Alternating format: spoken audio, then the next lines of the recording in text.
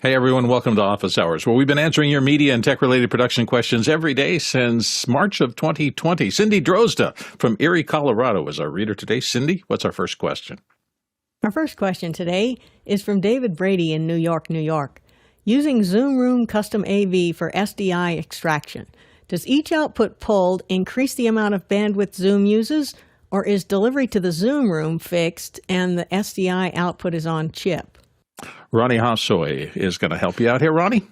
So my experience doing the testing with the ZoomISO, for instance, which is almost similar to Zoom Rooms, tells me that for each version of the video or each separate feed I subscribe to will increase the feed into that machine or into that network device by the number of different channels I'm utilizing or subscribing to. So if I use 3 incoming camera angles or persons, it will be the single feed times 3, and the same goes if you are adding a gallery view, etc. So each of these smaller versions in gallery view will of course be much smaller for each of them, but it seems like the total image for a full 16:9 will be almost the same as a full picture, maybe a little bit over. So I'm not sure exactly if Zoom Rooms is operating the exact same way, but I would be thinking it is. Alex Lindsay. Yeah, it's about 6 megabits per second per person. And that way you can get up to, in that math, you can get to 16 before you get to 100. So for that one computer, you can get up to 16 outputs under 100 megs, which is the high bandwidth limit. And if you have the regular bandwidth limit, you can't get up really safely over 4.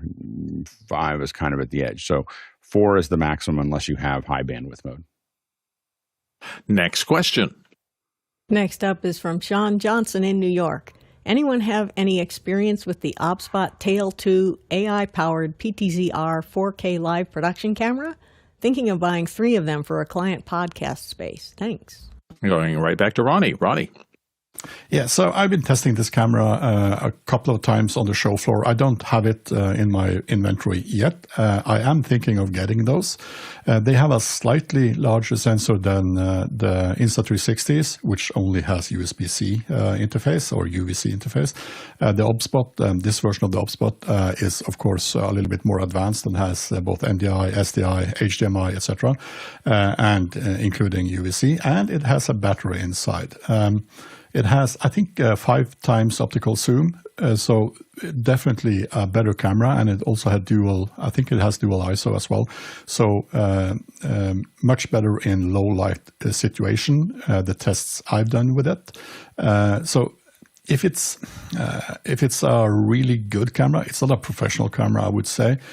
So comparing it to bigger PT sets like Panasonic or even the Sony series is kind of a different class of cameras. But in this price class, I think the OBSBOT has hit the nail. They have put a lot of feature into that camera, and the price seems to be good for this type of functionality. And as I've heard, there is no big instability in this camera, so they are kind of working well. And test it and let us know if it went good. Alex? It really depends on what you want your podcast to look like. So I think that the challenge, I think that what's nice is having PTZs, but if you're talking about a podcast, a lot of people aren't moving very much when they do that. And you may want to think about cameras with a larger sensor. So podcasts, if you look at a lot of the most popular podcasts out there, they're using large sensors, Super 35 or full frame. They're 2 people seated talking to each other. The depth of field is very short for them, and that's kind of the high-end, quote-unquote, high-end look. And so the problem you get into when you add a PTZ is that unless you spend the right amount of money, you end up with almost no depth of field, short depth of field. You end up with a lot of depth of field. and that just doesn't look as good. It doesn't get rid of the background and have you just look at the person talking. So, I'd think hard at that price point whether I don't use something like a ZV-E10 or something like that. A couple of those that would stay under that price point, even with the lens, and still give you a much. You wouldn't be able to rotate them around, so that's the downside. You would get a far superior image quality. So that's what you have to kind of weigh. Next question. Clive Kitchener in Souk, BC, Canada asks, is this a thing now where the person on the other side of the camera seems to be in competition with the talent? Clearly, the guitar player is a huge talent, but the cameraman seems to be all about the zoomie, with the YouTube link. You're talking music, but that in politics. Chris Fenwick, dive into competition for the camera. Oops, you're muted, I think. Yeah, here's what I think is going on here. This cameraman, his parents didn't love him. I mean, he's trying so hard to get some notice and attention that he either has like real psychological problems, or it's possible that this take of this song was done with the intention of cutting it together with other takes. The problem with that is this is an acoustic performance, and there's no way this dude played, it's not no way. It's highly unlikely this person played this song exactly the same for each take of the performance. Now, they may have wide shots and more stationary shots that they cut to when this guy isn't super close. There are moments of this that are quite compelling. In its entirety, it seems really annoying. All that being said, I will say that I've noticed in a lot of the YouTube kids or the TikTokers that do the little dances, that there is a style that they'll do where they follow the dance steps that the person is doing. The end result is quite interesting. It's almost like the person is locked. But in the social media realm, the camera operator is becoming more and more a part of the performance. I don't know what this video actually is, whether it's one of multiple takes and somebody just said just post that, it's cool. If they meant to do this, I think they're missing the mark somehow. Courtney Gooden. It should come with an entire bottle of Dramamine. Really made me almost nauseous. I think what's going on here, the guitar player is very good, and I think he deserves better coverage than this. I think it's some guy just got his new Osmo Pocket 3, and you'll notice there's a DJI microphone stuck to the guitar.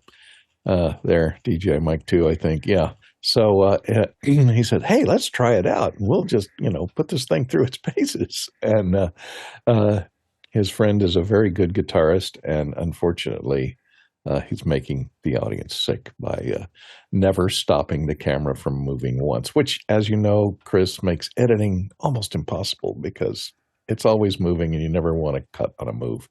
It's distracting. Ronnie Hofsoy. Yeah, but I don't know what's going on here, but I know definitely where he got his inspiration, and that is from something like this. So this is someone called James Hype, and that was not the right clip. Maybe it's coming in a second or two. But when you are standing behind a DJ, you are definitely going to do all these moves. And if I'm just going to move the slider here a little bit, you see this is the inspiration. I'm sure of that. Alex.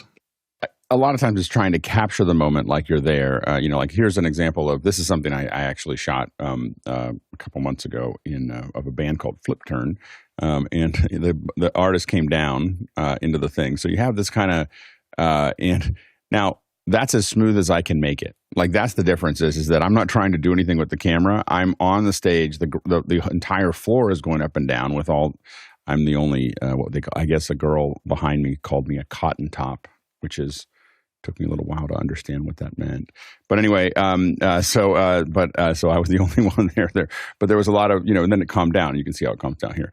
But you can see the cameras up here. That this is a very popular thing. Everyone's holding up their camera, swinging it around. Now, I was doing everything I could to keep it as steady as I could. But it does. I will say, and I shot this in spatial, so you can watch it in 3D that way. There's something about it that has the energy of the band. It was the only clip I shot of that show that had the energy of like being there. So I get the camera moving with it, but I think that when you work too hard at it, it's really easy to do way too much.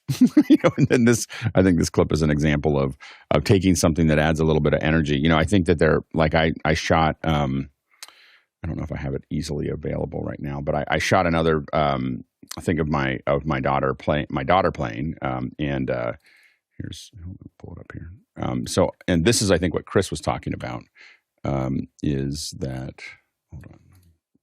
Are you going to show the parade shot again? I'm not going to show the parade shot. This is a different shot. You love that shot.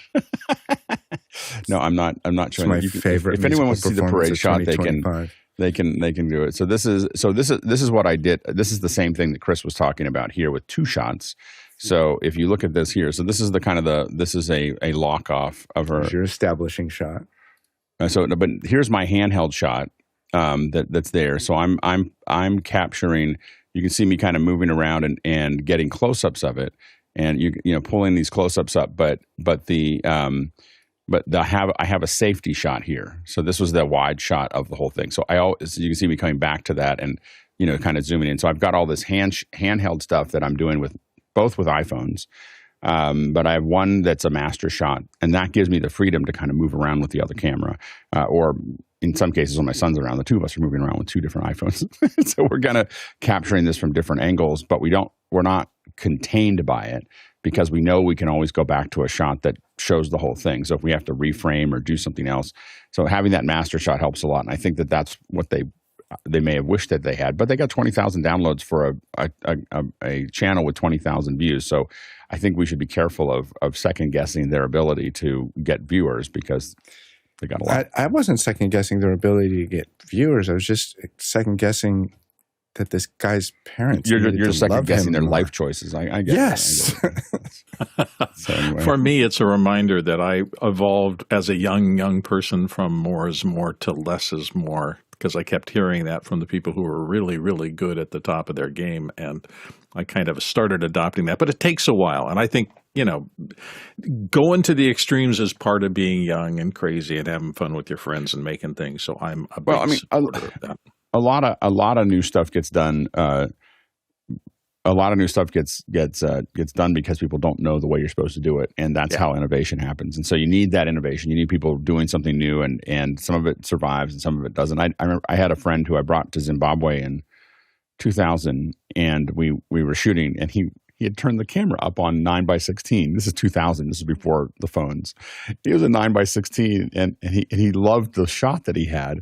And he's a photographer, but not a videographer. And I was like, that's great. And I said, if we turn the TV sideways, and he was like, oh, I still have that picture somewhere of him doing it. I sent it to him. I was like, you were just way ahead of your time. He was in advance of vertical video. It was way shooting vertical video back, 8 years before you could have used it. Well. Next question.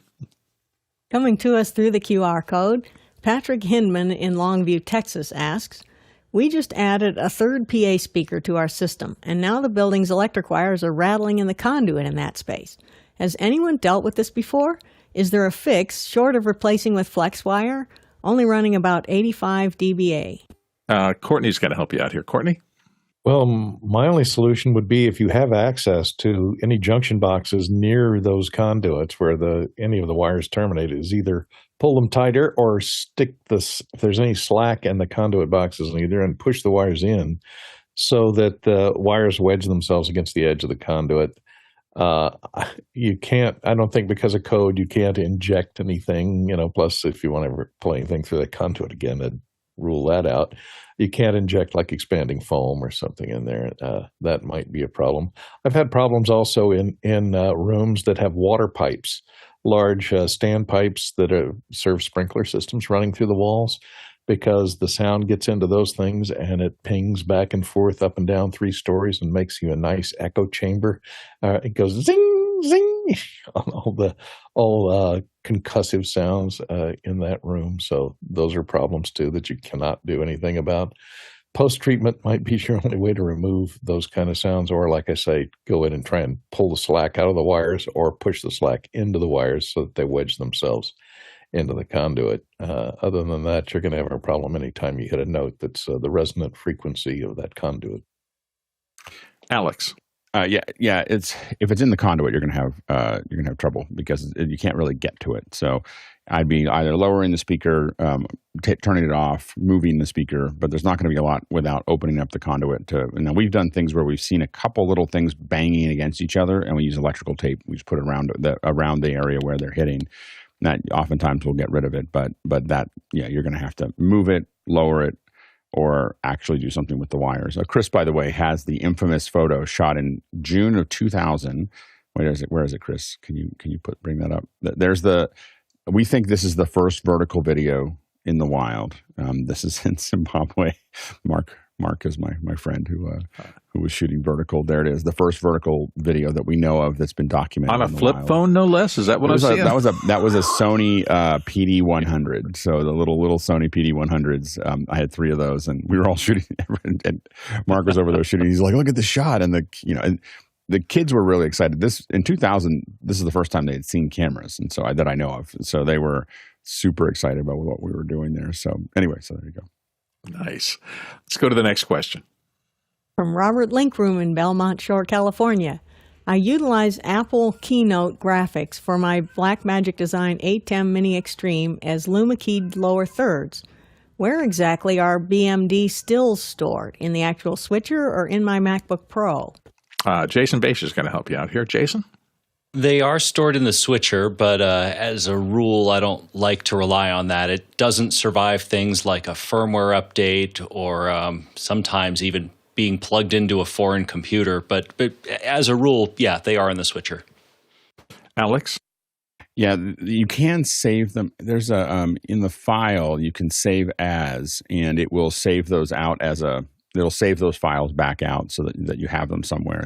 But it is in the switcher. One thing to note is that if you're using Still Store as opposed to, so the reason we use Luma-Key is because we have a moving thing or something we want to change, and it's got to be dynamic.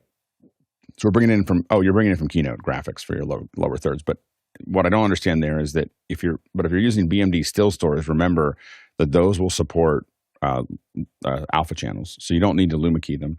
You do technically Luma-Key them, but have you'll use pre-multiplied. So if you have lower thirds that are stills and you don't have very many of them, the thing to not do is use Keynote. The thing to use is those still stores. You want to save them out as TGAs. So the 2 places that you can do that is Photoshop and Affinity Photo, because I emailed Affinity Photo and asked for it. so you can save them out as TGAs, and the key is it's pre-multiplied, which means it skips a step in the alpha channel process. So you need to make sure that the RGB, your main image, is your logo over black. And then you have the alpha channel for that logo in the alpha channel, and you save that as a TGA, and you load that into your switcher, and you should get very nice edges and everything else. It'll be better than the Luma-Key in most cases. Pings tend to have a little bit of a stair step on them, so it's better to use TGAs for that process. So if you're having still lower thirds, that's what you want to do. If they're moving, then you still need to use Keynote and Luma-Keys. Next question. Here's one from Yeshua Bell in Antigua and Barbuda. Are there any concerns with using Starlink as the only internet service provider for streaming a 4-week daily event? I recall the community saying there were some consistent dropout issues in the past. Are these dropouts still a concern? Alex Lindsay's going to help you. Alex? 100%. The dropouts are a concern. So the chances of you being able to do a daily event for 4 weeks live, depending on and I don't know how long the event is. Is 1 hour? Is it all day? If you do it all day, the chances of you getting through that event without dropouts is almost zero. So You really want to look at the opportunity to try to bond something else to it. I think that Mickey pointed out a bonded connection with the Starlink. And you can use things like Speed Fusion by Peplink, and I would recommend that. But yeah, you should expect 45 seconds every 30 or 40 minutes. That was the experience that I've had. They've added more satellites, but I think that you should not expect to get better. You should not be able to expect a whole hour to go by without having a loss. When people are surfing, they barely notice it. They're like, oh, it didn't quite work right. And with buffers, that it may not stop very much. But if you're streaming, you're going to notice it. And so I don't recommend using that as your only ISP. Next question. Kenzo Castanini in Cape Town asks the panel, how to show participant count in a Zoom meeting. I am using H2R graphics+Companion and see that there's a, quote, request gallery count, end quote, action for ZoomISO. However, struggling to figure out how to display it. Let's start with Jason Bayshare. Jason? Yeah, there is. And the trick here is that it needs to be posted to a variable. So if you want to display it, for example, in a graphic, this is a JSON script that I've used in the past to do this. Now, the trick here is that you need to know the IP address of your H2R IP machine. And that would go right into here, and then your project ID would also be stored. And then from there, you can pretty much display it anywhere that you want. Alex? And really think we're going to be doing another after-hours gathering with Andy Carluccio and friends on Friday at 2 p.m. And so you really want to think about coming to that and look at it. When you start thinking about, I want to grab data from Zoom, you think really hard about using the Zoom graphics toolkit. They have all the calls there. You can design whatever, you can design it. And the way that it's set up, the way you can put code in, you can vibe code your graphics. Say, I want this, and I want it to go do this, and I want it to grab this. And you may want to play with that between now and Friday, and then come hang out with us on Friday at 2 and ask questions. But I think you may find that to be more successful than most of the other ones as soon as you start asking for data from Zoom. Next question. Yeshua Bell in Antigua and Barbuda is back with us. Are there placement guidelines for aligning a projector with a screen? Should the projector be a certain height relative to the height of the screen it will be projected to? In my case, the projector will be on a platform on the ground, not ceiling. Welcome to the word keystoning. Courtney Gooden, start us off. Exactly what I was going to mention. It depends, though. It depends. There are now projectors that are short throw projectors that are designed to be low and close to the screen. Typically, to avoid keystoning, which is where the sides of the image projected are not parallel, they start to do this or start to do this, depending upon the height of the projector from the center of the screen. To avoid keystoning completely, you should have the projector's center of the lens exactly at the center of the height of the screen and equidistance from the left and the right of the screen. If you're off center, left or right, you'll get keystoning one direction, and if you're off height, you'll see keystoning on the sides. Now, most projectors these days have digital keystone correction built into them. Some of them are even automatic that have little cameras in the projectors. They look at the screen, and then they'll adjust the scaling of the bottom or the top of the display to match how far off your screen is. So, and if they don't have that automatic, there's usually a setting in the menus that you can go in and adjust the keystone. You typically always want to have the center of the lens aligned at the center of the screen horizontally, so left, right. That'll solve keystoning at least in one dimension.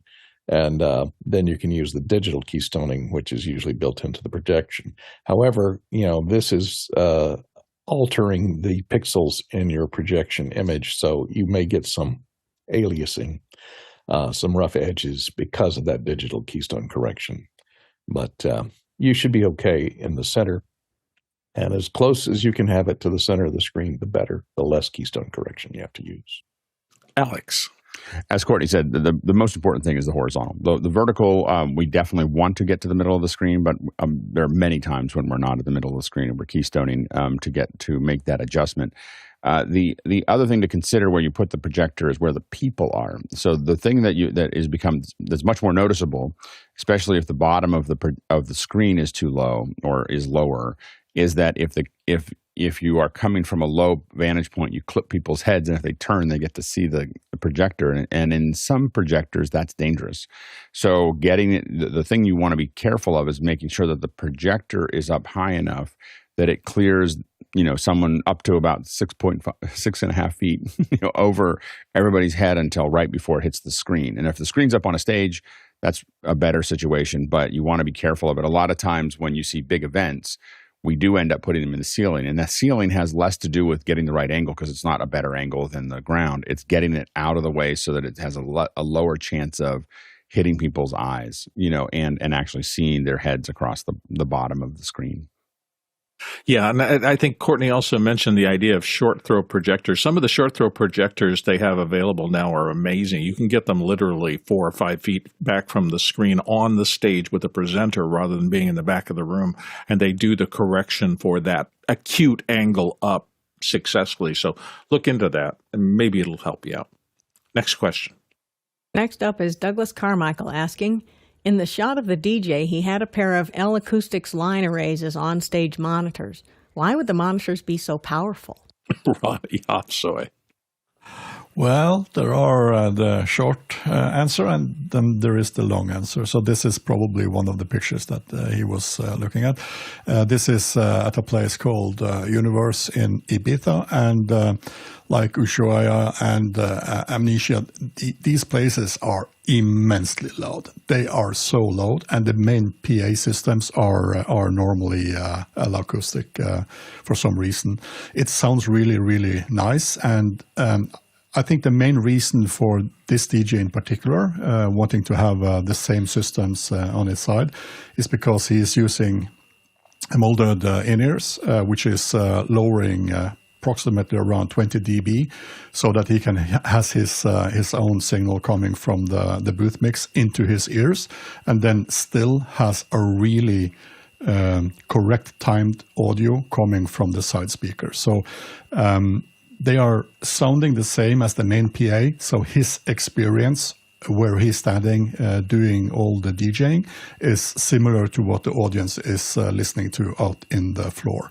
And those three factors are kind of the main reason why you would have such an overpowered booth. And just be aware, many of these booths where these DJs are standing is well above 100 dB. It's typically 110 up to 115 dB, and their in-ears are protecting their hearing, whereas the speakers are giving them the physical experience of the audio, similar to what the audience on the floor has. So those are the main reasons. There is one technical reason, and that is a lot of these places in Ibiza is using the same systems.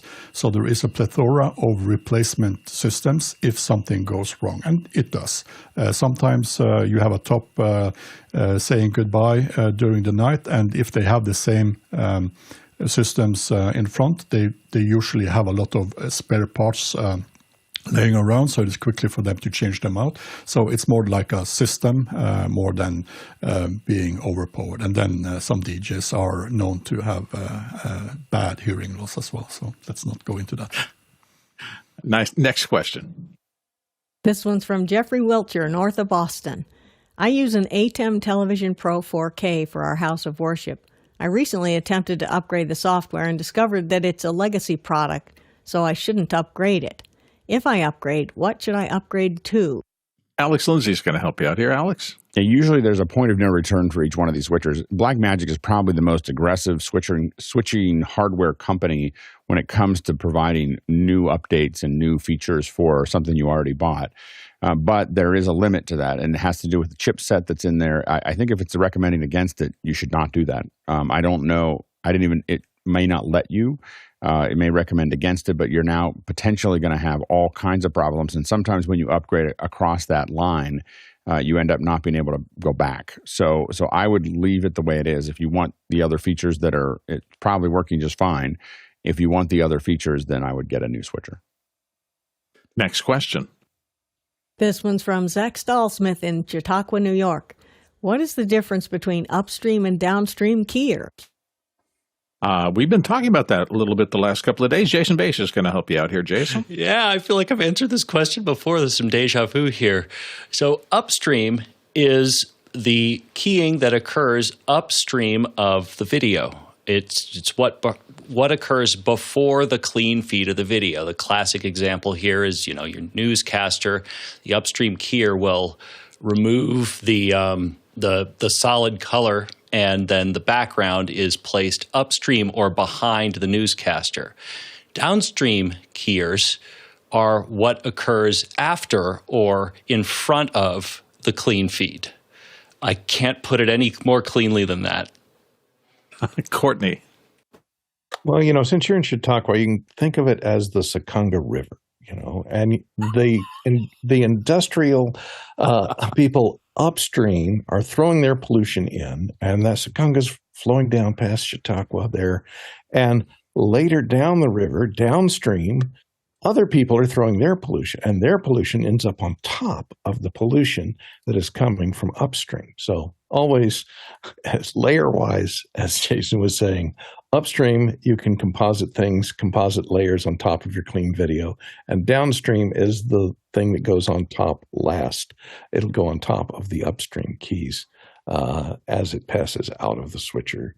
And clean feeds, that's something else, depending upon where the clean feed is selected. But yeah, upstream. I think we're going to hand out a metaphor award today. Pollution. Yeah, no kidding. Hands went up immediately. So, Alex? Yeah. So the main thing, the thing to think about is that usually the upstream keys incorporate video. So you have your DVEs, your green screen, your super sources. These are all things that need to be embedded back into the feed.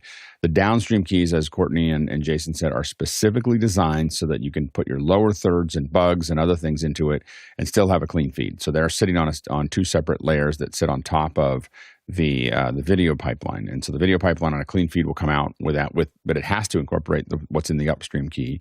And the downstream keys tend to be things that are just kind of added on top, like lower thirds or bugs or other graphics. And they're not manipulating the video. They don't need to be embedded into it. And that means that if you screw up on someone's lower third, or if you want to use it for social, you can get a clean feed that doesn't have all that junk on it, or what we call debris. So, debris. What was the word you used last week, Alex? Cruft. Okay.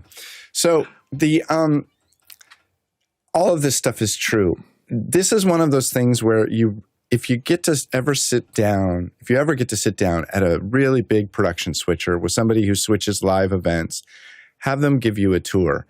I like to think of layers of clear plastic that I lay on top of the video.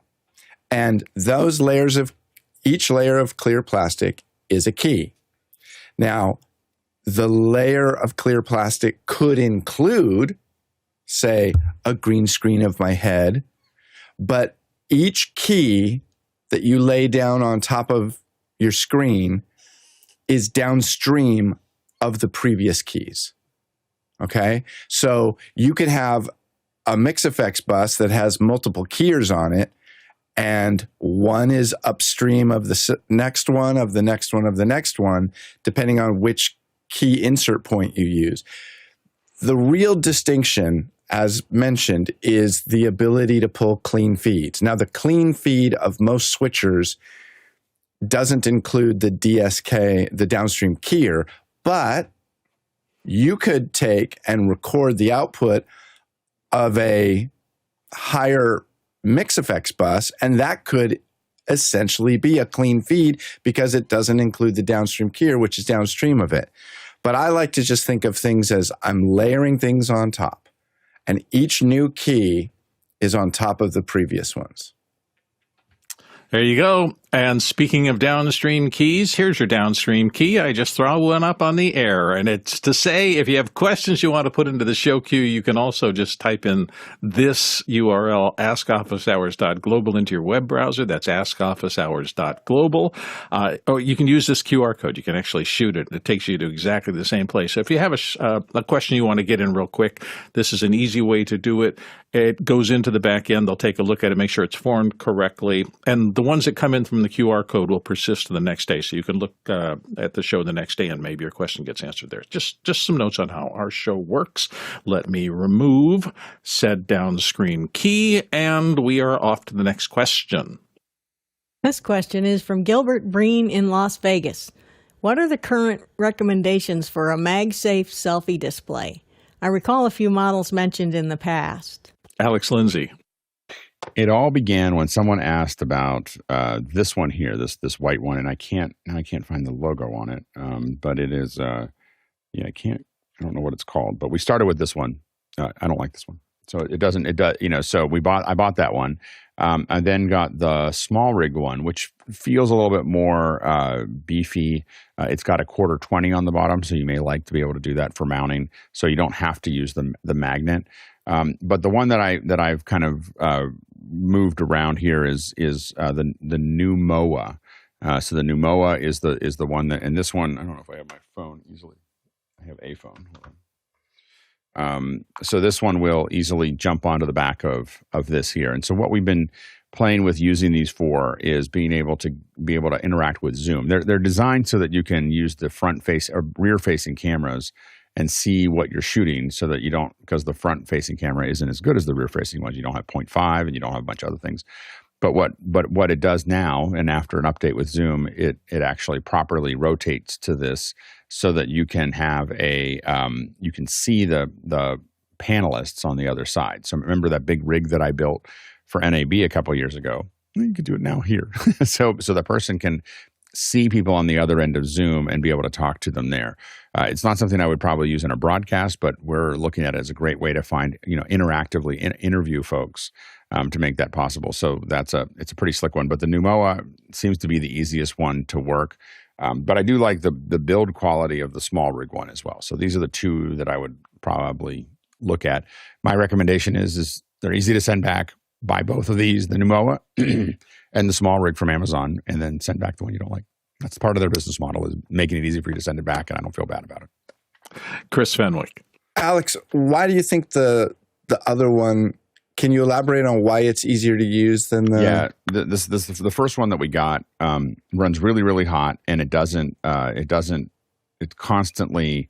the resolution isn't as good. The color isn't as good. It feels like it's the same screen, but I found it to be the ability to get to the mode that I wanted was much more difficult than the Numoa. They all seem like they might be using the same screen. I don't know, but they. But why is the Numoa better than the small rig? Oh, then the small rig, it's smaller. It's ironically, so the small rig is actually bigger, and so the Numoa is, and I found that the Numoa handled rotation a little bit more effectively than the small rig one. The small rig one is just a little bulkier, and so again, I would, and the brand name for the display David's asking it's NEWMOWA, Numoa, and I found this one to be the easiest one to get set up. And I have to admit that I've been in immersive mode for a couple of weeks. I can't remember exactly why I like this one better, but I do remember that I tested all of them and was like, this one's a lot easier to use than the other ones were. So my complaint about it, I have the small rig, and I was immediately disappointed that because of the way it connects to the phone, I can't use my AirPods and that at the same time. Right. And I didn't try it. Yeah. And I think that there is Is it Bluetooth? I think it's Bluetooth. It wants to use both Bluetooth, and I think that might have been the Numoa. I think does Wi-Fi, and so so it connects via Wi-Fi to the phone. And I think I'd have to go back and look. Again, it's been one of those things that's been on the shelf because I've been shooting so many other things. You're going to make me buy this thing, aren't you? You don't have to do anything. I'm not making Can you do the test for me? Can we stop down the show right now? We're not going to stop the show right down, but if tomorrow, I never get what I want.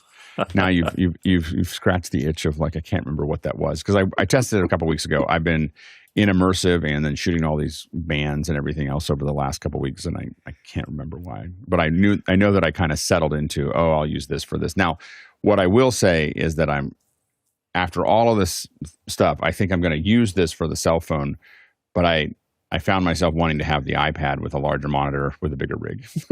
like I was like, if I'm going to take this out, I do want to take it to a farmer's market soon. So maybe even this Sunday. So we'll see. According to the Amazon people, you can also connect it via a cable to an iPhone if you wanted to.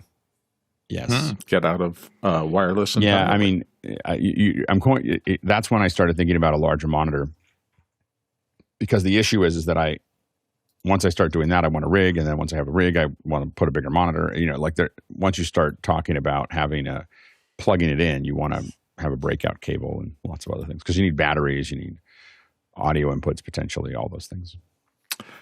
Next question. Fascinating. Next up is Paul Valhus in Austin, Texas. How do you rate the Nothing headphones? Not a typo. Are they pro-grade enough for media production? And what are they worth price-wise? With a link. Oh, I want to say nothing, but I'm not going to do that. Courtney Gooden. Yeah, I was going to say nothing.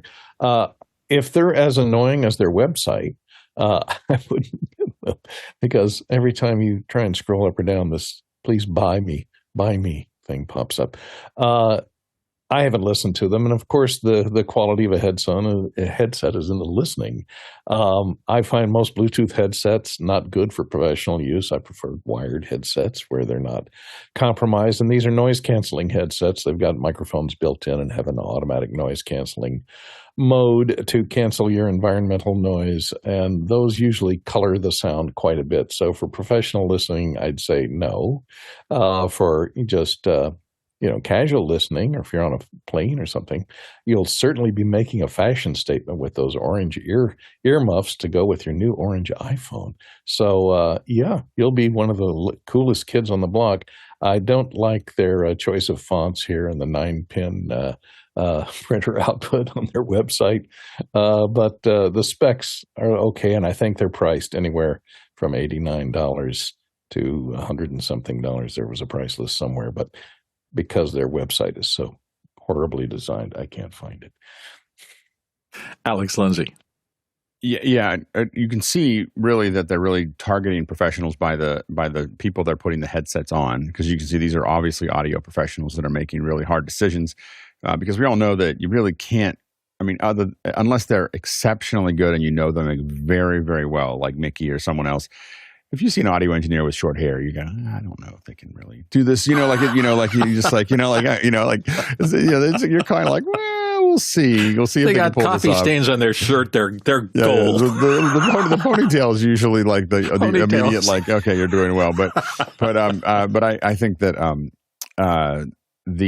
if you're going to spend that kind of money on a pair of headsets, get some kind of a little adapter and get a Sony MDR 7506 for the same price and call it a day. There we go. Next question. Danny Grizzle in Longview, Texas is up next. For years, my most trusted disk utility was DiskWarrior, but for whatever reason, Alsoft still can't cope with APFS. What Mac disk utilities does the panel recommend? Alex Lindsay is going to start you off here. Alex? I was trying to think about this, and it was really hard for me to remember what I would use, because the only thing I've used in maybe a decade, maybe more than a decade, has been the disk utility that comes with the Mac. I don't really I just it does what I need it to do. I don't usually need it to do anything special. It reformats everything the way I'd like to reformat it. So I'm not sure. I very rarely have to recover things. Usually I manage things in a way that doesn't require that. So I think that's. But I don't have a strong answer just because I haven't needed it for a long time. Jason Bache. Danny, it's actually the other way around. DiskWarrior was addressing a problem in HFS Plus that APFS doesn't have, because it uses copy on write just straight by default. If you need to, something like a spin right will absolutely work, but it really depends on what you're using DiskWarrior to fix. So if you boot it to recovery mode, for example, and this is what Alex was talking about, this is the command. So you need to know where your disk is in the chain, fsck underscore APFS space -y /dev/disk XSY, and that's the disk number and then the partition number. That's basically the best you're going to get. Okay, hopefully that helps. Next question. Next up is Omar Gadan in Orange County, California, asking, I need to remap PIDs for a SRT feed on my encoder. I can do it on my primary Magewell all-in-one, but what is the best way to remap a backup feed from a transcode on an AWS instance via LiveView Solo?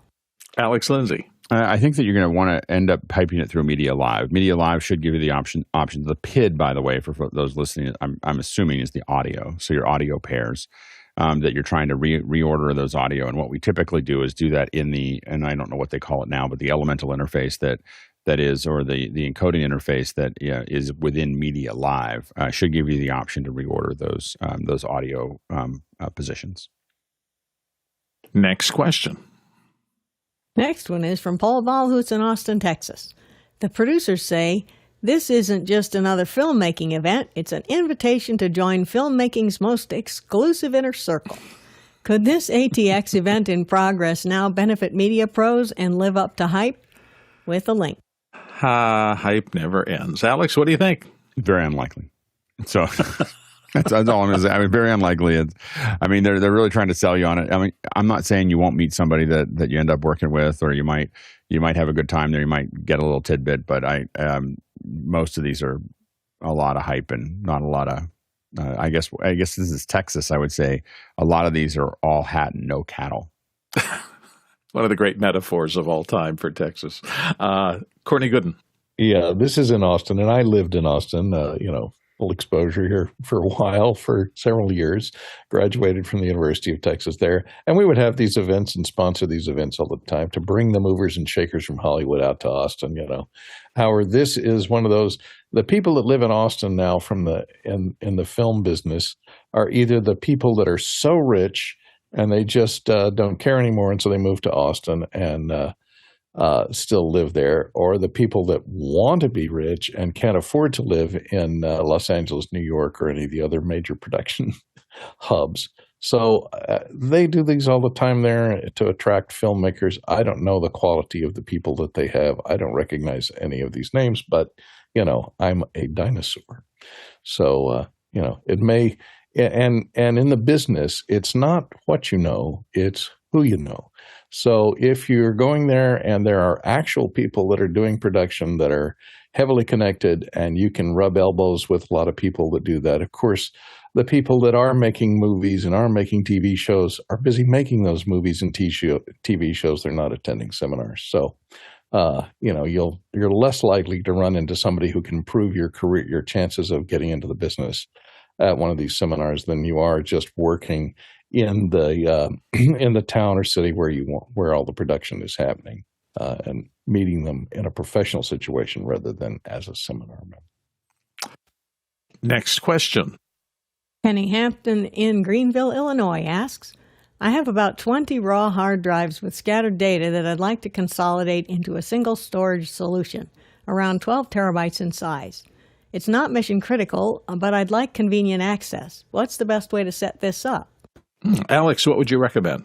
There's best and least expensive. So, you have to decide which one you want. So if it's not mission critical and you're okay with, taking your chances with it, you can get what we tend to call a toaster. I couldn't quite pull it up fast enough, but it's a little hard drive mount that has usually two. I get the ones with two of them, and you can literally take a raw drive and just slide it in, and it turns into a drive. And you can get cassettes for your spinning drives. That's going to cost you all in. That's going to cost you about $200. You're going to get 12 terabytes, and you're going to put things on it.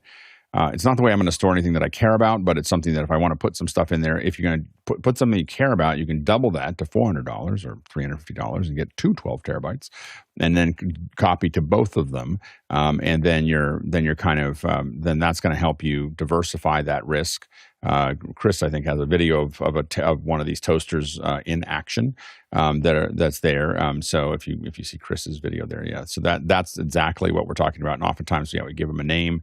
Oftentimes we use a CD scanner to do it. Now that's a way to do kind of dark, deep storage. But if you want convenient access, the one that I just bought.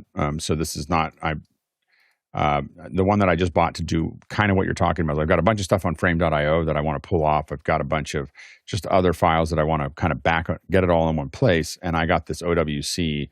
I actually purchased the OWC RAID.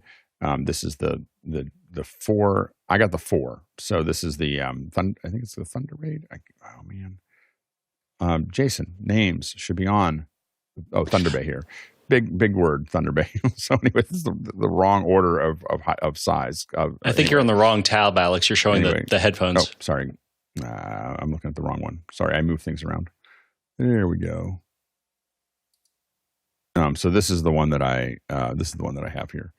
So this is the Thunder Bay. I just bought the 4, and then now I'm going a little bit more than what you have there. I got 4 12 terabyte drives, which will then go into it, and I'll do a RAID 5.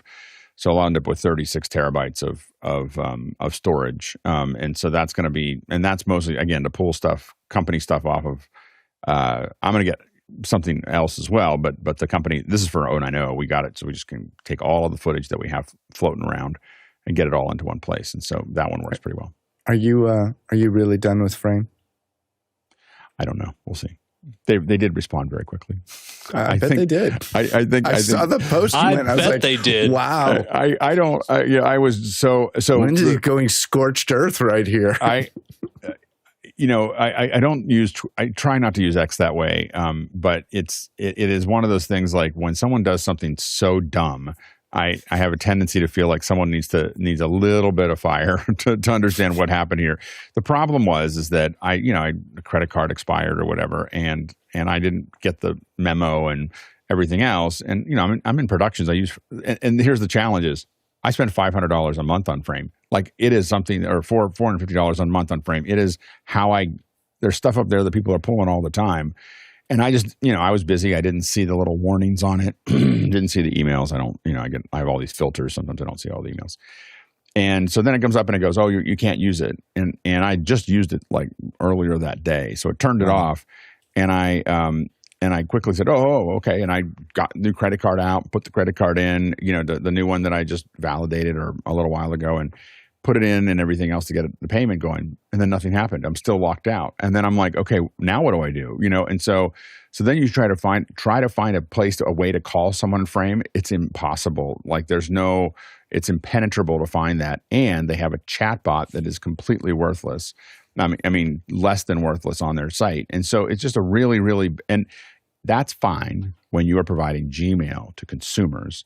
It is not fine when you are providing professionals with a service that they're paying a lot of money for. They got to have a phone that they can call, a phone number that they can call and actually get somebody so they can sort it out. And so I had thought about emailing Emery, who's a friend of mine, who founded Frame.io. And the reason I've been using it for 10 years is because Emery sent me the beta. That's how long I've been using this. And so anyway, so I thought that I would, but I was like, he doesn't work there anymore. So I got no other person to call to handle it.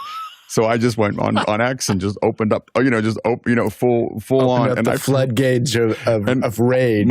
I don't know what happened. I have a suspicion that Emery, given the fact that what happened was someone said, have you pinged Emery?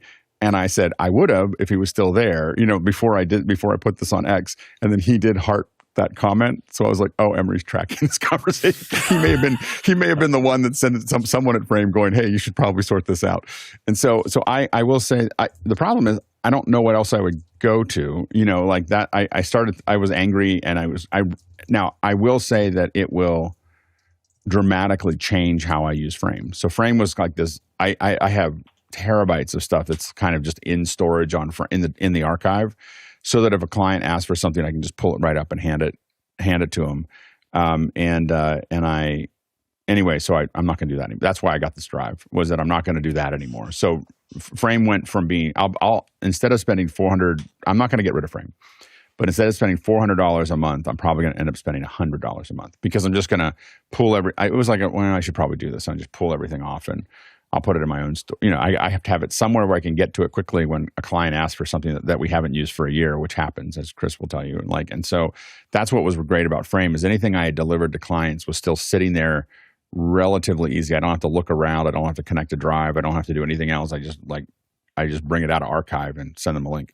And so that's what I liked about it. But that's the end of that. Oh dear.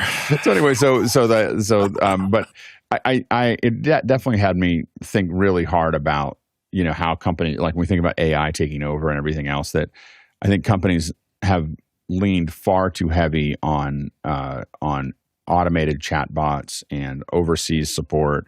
And I will say that you have a whole different respect. I realize that Apple makes a lot of great products, but probably one of their best products that Apple makes is customer support. I mean, every Apple store, you walk into every Apple store and it's full of people getting help about their product.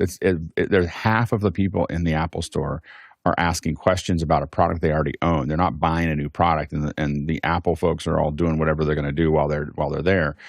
And Apple does that. And you call Apple and you'll get someone on the phone in less than 5 minutes. I've never called Apple for customer support as a consumer and spent more than 5 minutes waiting for someone to pick up the phone. And I think they do that really well. And I think a lot of companies ignore that at their risk. Yeah, it's interesting. I do think companies have personalities. I'm finding that more and more, even the biggest ones. And a lot of companies have a personality being cautious, which is a reasonable personality. Some companies have the personality to be innovative. To me, it seems like when Frame was acquired by Adobe, they went into this mode. They're there to make money, and and there's nothing wrong with that. I mean, we all want to make money everywhere, but when you get too over focused on just the revenue model, and that's why I kind of left their ecosystem, is that I just thought they were all about the subscriptions and stuff like that and not really about the products. And I have people that I know that I care about who are inside that company, and they're good people. They're good people in all these companies. But I do think companies have personalities.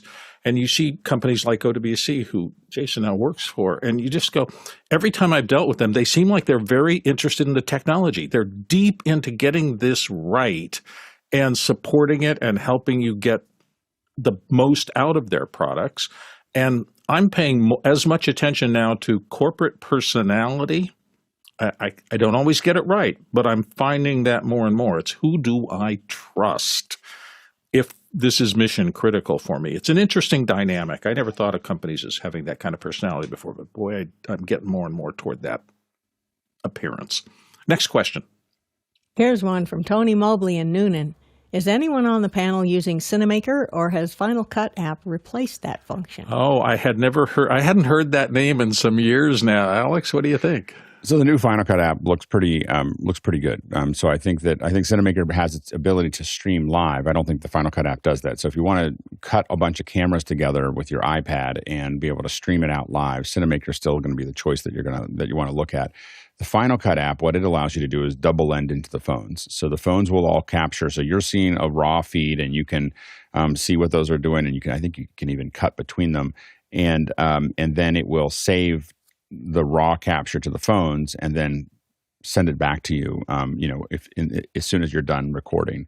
So it's kind of that double end to the phones. It doesn't do it remotely. It just does it all in one room. But Jason Snell had just used it for some podcasts he was doing, and he was talking about it on Mac Break. So I think that it's a really powerful app. I have to admit that I don't really think about editing that much in the field. As soon as I start doing multi-camera, I'm using real cameras, and so I should probably play with the iPhones. Again, I'm playing with the iPhones more because of spatial capture. We talked a little bit about that last night in Extra Hours, but spatial capture, and then shooting my daughter's band stuff. So I'm playing with the iPhones more than I have now that I have a bunch of them that are relatively good. Let's go to our next question. Roscoe Jones in Madison, Indiana is up next. Why do projectors often run at 16:10 ratios rather than 16:9? As in a Barco 3840 by 2400 WQUXGA. Where did we get the WQUXGA format from? Courtney's going to start us off here. Courtney? Well, it all started with a little thing called VGA.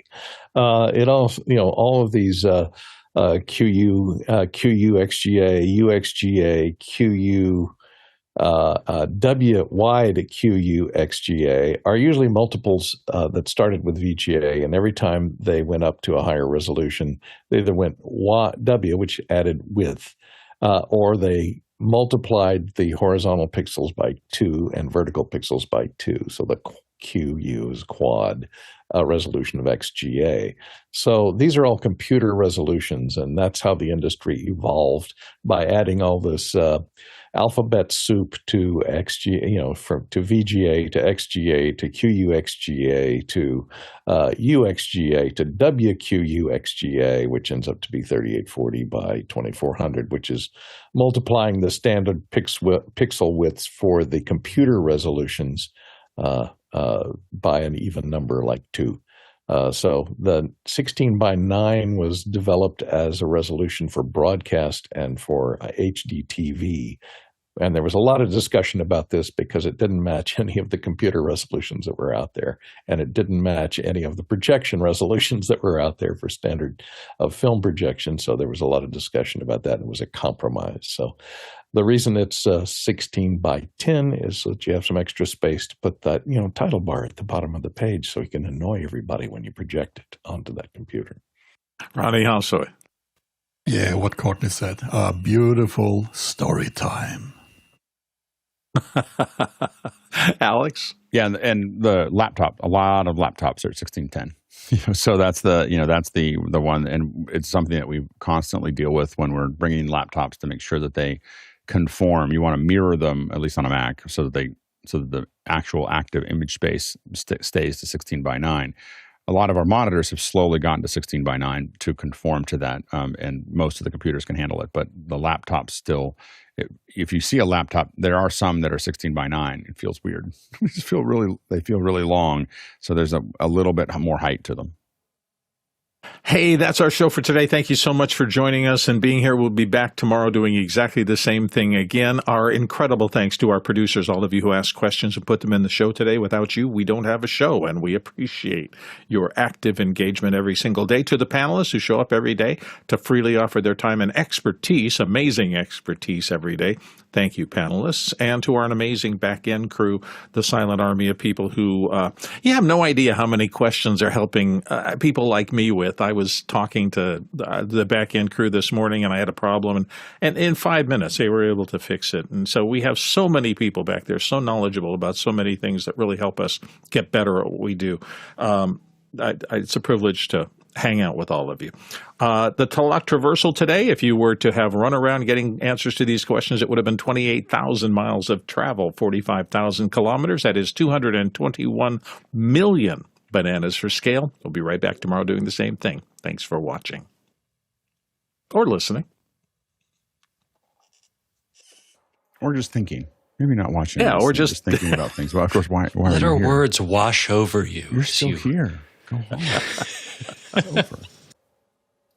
Thanks, everybody. Audio day tomorrow. Audio Day. I remember him well. County Cork. Dennis's nephew, right? So Dave's brother. Howdy. Yeah.